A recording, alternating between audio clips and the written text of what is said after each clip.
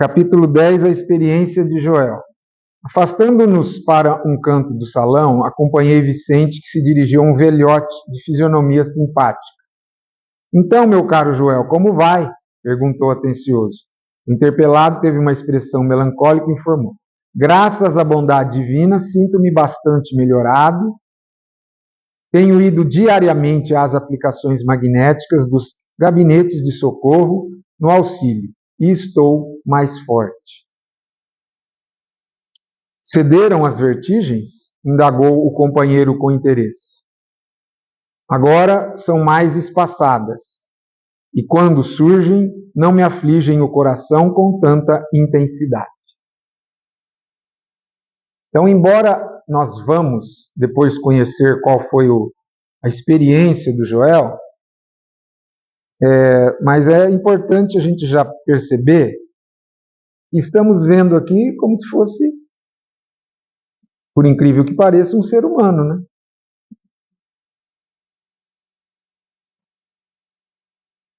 Vertigem,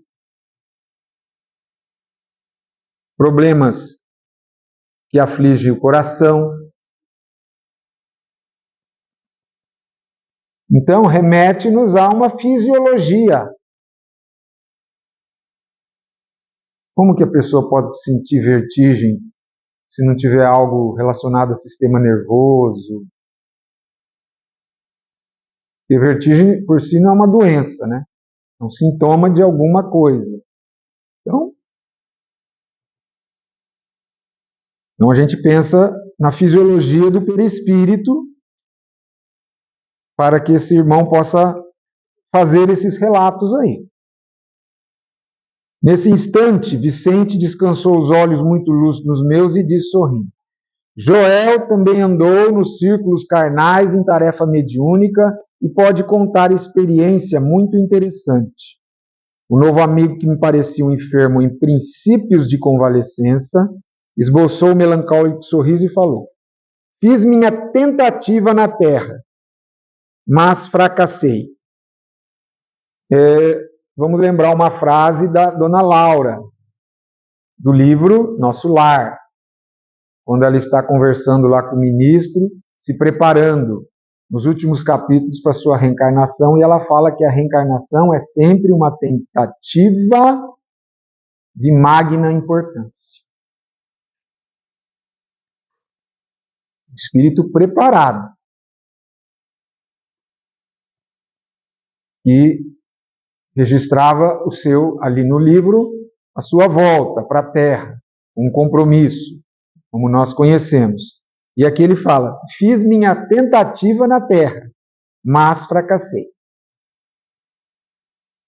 A palavra tentativa fica bem nesse esquema de será que vai? Será que conseguirei? Vamos tentar.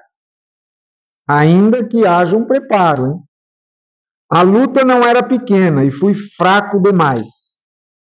O que mais me impressiona no caso dele, porém, interpôs Vicente em tom fraterno, é a moléstia que o acompanhou até aqui e persiste ainda agora. Mais uma vez nos remetemos porque não é possível que ele ali, alguém poderia fazer tal interpretação. Não, mas o espírito na sua pureza de estrutura está ali e está... Espírito não tem moléstia, no sentido que ele está dizendo aqui. Então só pode se referir a corpo. E no caso, nessa dimensão aqui, o perispírito. Então a moléstia que o acompanhou até aqui persiste ainda agora. Joel atravessou regiões inferiores com dificuldades extremas. Após demorar-se por lá muito tempo, voltando ao Ministério do Auxílio, perseguido de alucinações estranhas relativamente ao pretérito. Uma vez eu falei lá no início do livro Nosso Lar sobre a questão dos ministérios. Que seria uma pena que eu não estou conseguindo fazer isso, mas seria um levantamento muito interessante em toda a obra do André Luiz, a gente pensar estas pequenas informações sobre os ministérios. Alguém me pediu, a Dani, se tinha alguma literatura sobre as questões dos ministérios. Se alguém tem, por favor, informar. Eu não conheço uma literatura específica sobre os ministérios. Quem sabe não está na hora de produzir. Então, precisaria repegar. Nós estamos no segundo livro. Estamos no comecinho, no segundo passo. Só demos um. Então, dá tempo ainda. Quem quiser, faz um levantamento sobre os ministérios. Você viu aqui que na primeira página ele falou lá no Ministério do Auxílio, onde ele está tomando passes. Então você vai... Qual que seria esse objetivo? É ver funções, né? Para um melhor esclarecimento. Não sei se foi tudo isso. Eu entendi, é um somatório, né? Um desequilíbrio dessa ordem é um somatório. Porque uma pessoa que fez tal coisa para passar nas regiões inferiores, ela aqui na Terra pode, provavelmente, ter se comprometido. Mas esse comprometimento nem sempre atinge a área do equilíbrio mental, psicológico. Não. Ele adquiriu na existência carnal, eu entendo. Na carnal, não na espiritual antes. Na carnal. Porque ele não estava dizendo, olha, eu já era doente. Ele fez planejamento para encarnar. Então, estava saudável. Assim, saudável entre aspas, né? Como nós. Porque, vamos ler, o que mais me impressiona no caso dele, porém, é a moléstia que o acompanhou até aqui, no mundo espiritual. E persiste ainda agora. Acompanhou-o, porque ele ficou um tempo no mundo inferior lá, levando umas bordoadas. Aí, esse até agora é quando ele foi levado novamente a nosso lar, até aqui. É isso que eu entender. Porque ele não deixa claro que teve uma possibilidade e tal. Mas isso que você está falando, embora me parece que não é o caso aqui, mas é uma coisa que acontece. É possível. A pessoa leva algumas encarnações com o problema. Isso pode acontecer. Vamos ver, vamos ler. Joel atravessou as regiões inferiores com dificuldades extremas, após demorar-se por lá muito tempo, voltando ao Ministério do Auxílio, perseguido de oscilações estranhas relativamente ao pretérito. Ao passado? Perguntei surpreendido. Sim, esclareceu Joel humilde.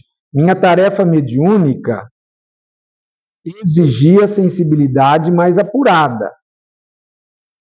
E quando me comprometi à execução do serviço, olha aí mais um, fui ao Ministério do Esclarecimento, onde me aplicaram um tratamento especial que me aguçou as percepções. Necessitava condições sutis para o desempenho dos futuros deveres. Assistentes amigos desdobraram-se em obséquios por me favorecerem e parti para a terra, com todos os requisitos indispensáveis ao êxito de minhas obrigações. Eu não entendo o que foi lá atrás, entendo o que foi ali, mas tudo bem. Infelizmente, porém, antes da gente continuar, é muito interessante, ninguém destaca, né? Eu vou destacar. Essa passada para fazer uma potencialização das percepções. Como que será que é isso?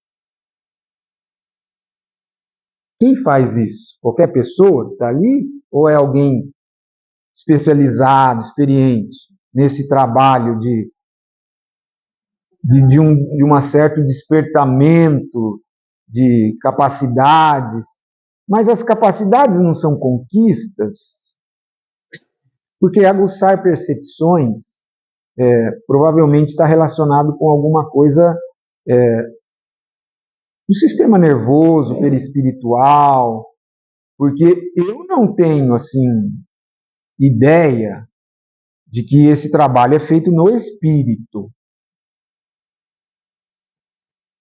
E acho que não deve ter gente competente para trabalhar em espírito. Você entendeu o que eu quis dizer? Só pode ser meio lógico isso, mas só para a gente já excluir essa possibilidade. Mas por que, indaguei, perdeu as realizações tão só em virtude da sensibilidade adquirida? Joel sorriu e temperou. Não perdi pela sensibilidade, mas pelo seu mau uso. Então isso a gente já aprendeu, né? A faculdade em si é neutra. Que diz, tornei admirado, o meu amigo compreenderá sem dificuldades. Imagine que com um cabedal dessa natureza, ao invés de auxiliar os outros, perdi-me a mim mesmo. É que, segundo concluo agora, Deus concede sensibilidade apurada como uma espécie de lente poderosa que o proprietário deve usar para definir roteiros, fixar perigos e vantagens do caminho, localizar obstáculos comuns, ajudando ao próximo e a si mesmo. Ele falou uma coisa específica de uma faculdade que lhe foi aguçada, mas aqui cabe qualquer aspecto da mediunidade, né? Procedi, porém, ao inverso. Não utilizei a lente maravilhosa no mistério justo, deixando-me empolgar pela curiosidade doentia. Apliquei-a tão somente para dilatar minhas sensações. Veja agora a informação que ele vai dar, ó. No quadro dos meus trabalhos mediúnicos, e aqui pode estar a ação dessa equipe espiritual, do Ministério do Esclarecimento, estava a recordação de existências pregressas, como expressão indispensável ao serviço de esclarecimento coletivo, não individual, e benéfico aos semelhantes, que me fora concedido realizar. Mas existe uma ciência de recordar, que não respeitei como devia. Aqui sim. Porque nós sabemos que à medida que o espírito vai encarnar, ele sofre um processo, o espírito, estamos falando agora do espírito, do embotamento. Por isso que a pessoa nasce com uma certa perturbação e, neste momento, as existências passadas do espírito são obstruídas. Vai sobrar aquela intuição, as tendências, tudo mais. Então, nesse caso, pode ter havido uma ação para que, vamos supor, essa janela ficasse aberta. Ou parcialmente, né, aberta para que ele pudesse recordar existências passadas. E nós vamos ver aqui, já adiantando, que não são só as dele, de outros também, o que é muito sério. Então, não é uma coisa que não existe. Isso. Existe sim. É o que eu estou me referindo a médiuns que conhecem as existências de outra pessoa. É muito raro? Eu creio que é raríssimo. Raríssimo. Interrompendo um instante a narrativa, aguçava-me o desejo de conhecer a experiência pessoal até o fim. Em seguida, continuou no mesmo diapasão. Vamos lá, ao relato dele. Ao primeiro chamado da esfera superior, acorri apressado. Sentia intuitivamente a vívida lembrança de minhas promessas em nosso lar. Viu que interessante? Ele sentia lembrança. Tinha o coração repleto de propósitos sagrados. Trabalharia.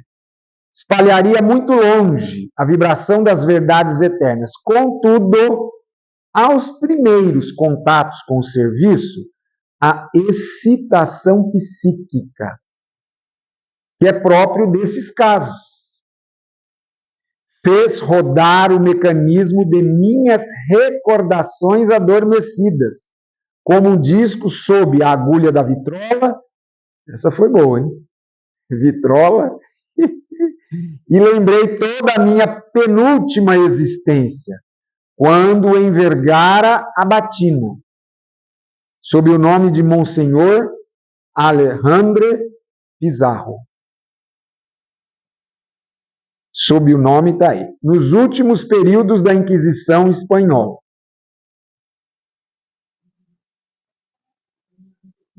Então, quer dizer, ele não só verificou, tinha essa possibilidade de conhecer-se também, né? Foi então que abusei da lente sagrada a que me referi. A volúpia das grandes sensações, olha aí, ó, esta frase, esse trecho da frase, é a gênese do problema. O prazer, o agradável que é as grandes sensações, que pode ser tão prejudicial como o uso do álcool, que também dá aquela sensação, não dá? Que embriaga os sentidos, fez-me olvidar os deveres mais santos. Então é importante a gente ficar assim, dando uma ênfase, porque aqui é o ponto de virada.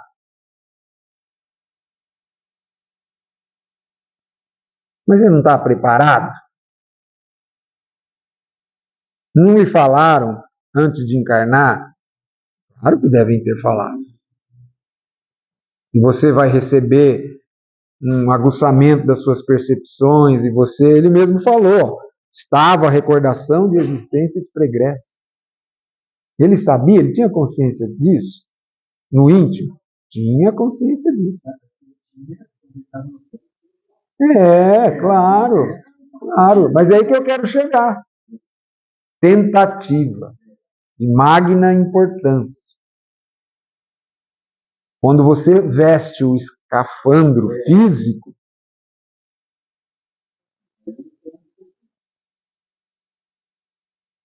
bafejaram-me claridades espirituais de elevada expressão. Desenvolveu-se-me a clarividência. Mas não estava satisfeito senão com rever meus companheiros visíveis e invisíveis, pela clarividência. No setor das velhas lutas religiosas, se referindo provavelmente da Inquisição, né? E impunha a mim mesmo a obrigação de localizar cada um deles no tempo, fazendo questão de reconstituir-lhes as fichas biográficas. E avançou na curiosidade malsã. Sem cuidar do verdadeiro aproveitamento no campo do trabalho construtivo. A audição psíquica tornou-se-me muito clara. Entretanto, não queria ouvir benfeitores espirituais sobre tarefas proveitosas e sim interpelá-los ousadamente no capítulo da minha satisfação egoística. Então, gente, como tudo é possível, estando aqui encarnado, dentro do aspecto da mediunidade que nós estamos falando. Porque as tentações são muito grandes. As nossas fragilidades, assim como vem a intuição, como ele disse aqui, que intuitivamente a vívida lembrança das minhas promessas no nosso lar, isso é um aspecto positivo. Mas e as coisas negativas que ele tem também não afloram? E senão, seria muito fácil. Afinal, o Espírito nós somos hoje aqui, cada um de nós, a sua melhor edição. Em todos os sentidos, no sentido do que você tem de bom, do que você tem de ruim, que a tendência nossa é diminuir, mas nós somos aqui o resultado dessa somatória toda, do que vem vindo. Continuando. Despendi um tempo enorme dentro do qual fugia aos companheiros que me vinham pedir atividades a bem do próximo, engolfado em pesquisas referentes à Espanha do meu tempo. Exigia notícias de bispos, de autoridades políticas da época, de padres amigos que haviam errado tanto quanto eu mesmo. E ele estava errando de novo.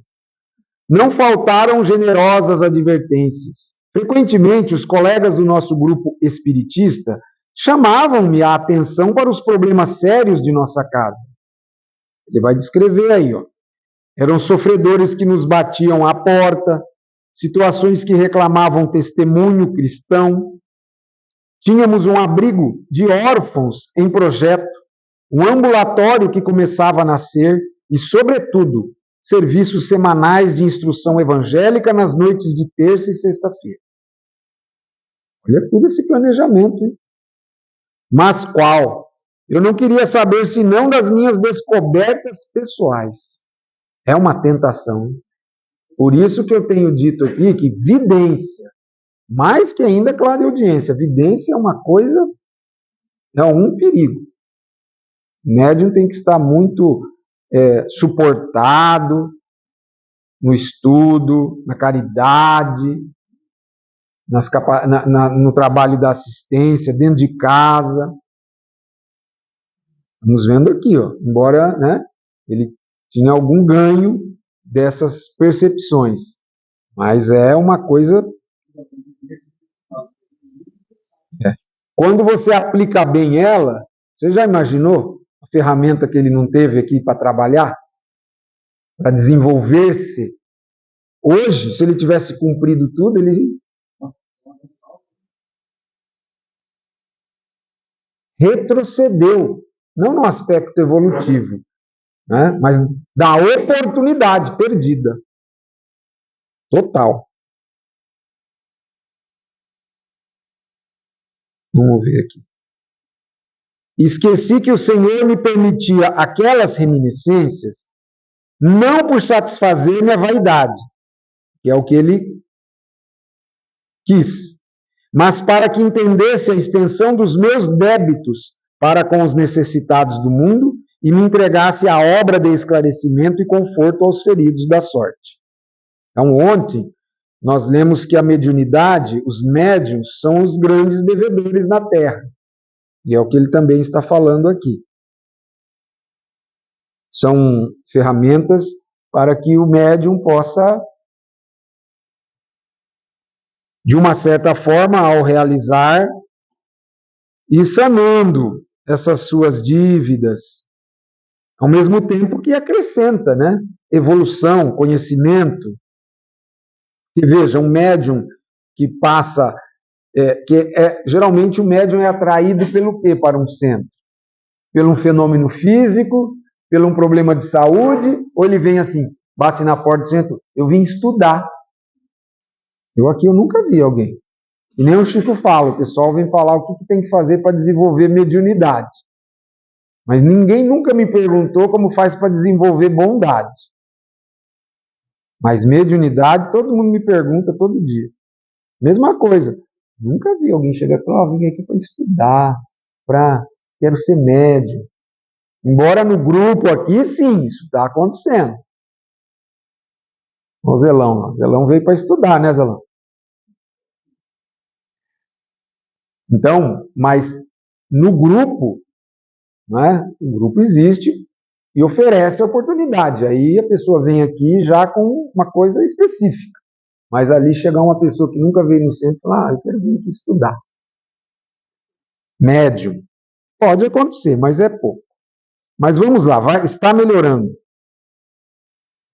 Contrariamente à expectativa dos abnegados amigos que me auxiliaram na obtenção da oportunidade sublime, não me movi no concurso fraterno e desinteressei-me da doutrina consoladora que hoje revive o evangelho de Jesus entre os homens.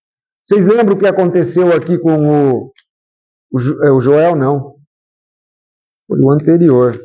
O Acelino, né? O Acelino que mercadeou. O que ele fala aqui? Não sei se eu vou achar agora. Ele duvidou. Ele largou o evangelho de Jesus. Tipo assim, não acreditei mais no evangelho. Isso estando encarnado e falindo. Agora está se repetindo aqui, ó. Desinteressei-me, repetindo, da doutrina consoladora. Você vê como uma pessoa vai desvirtuando, perde a mão. É o do Acelino lá? Isso aí.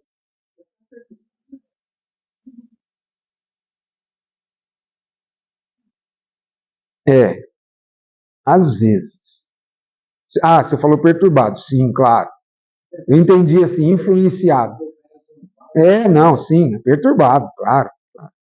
Somente procurei a rigor os que se encontravam afins comigo, desde o pretérito. Nesse propósito, descobri com evidentes sinais de identidade personalidades outrora eminentes em relação comigo.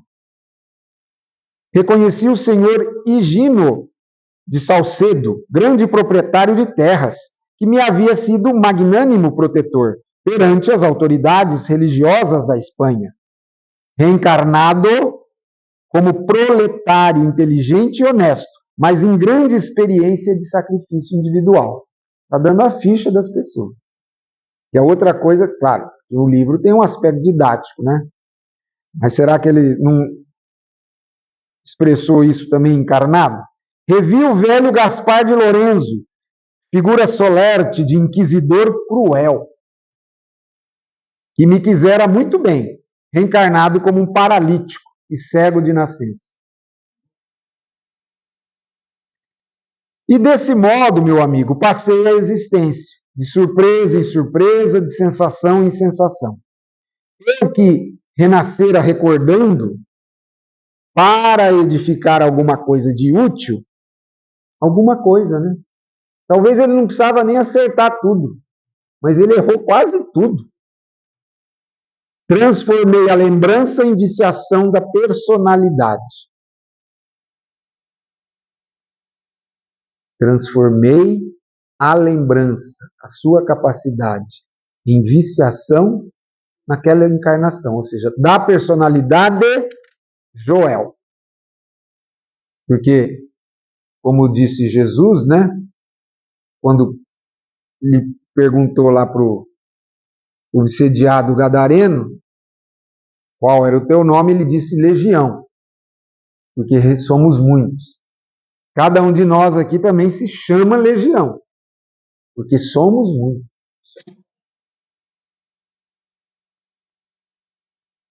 Você já viu antigamente? Hoje não tem mais por causa do computador, né? Antigamente tinha aquela gavetinha que puxava, né? E várias fichinhas. Aí a pessoa vinha procurando assim. Ah, tá aqui a fichinha.